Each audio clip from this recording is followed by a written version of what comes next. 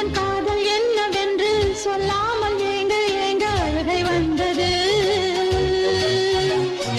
எந்தன் சோகம் உன்னை தாக்கும் என்றெண்ணும் போது வந்த அழுகை நின்றது.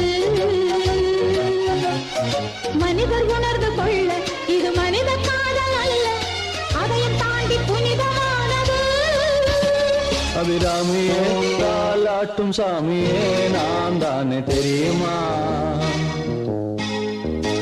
சிவகாமியே சிவனில் நீயும் பாதியே அதுவும் உனக்கு புரியுமா?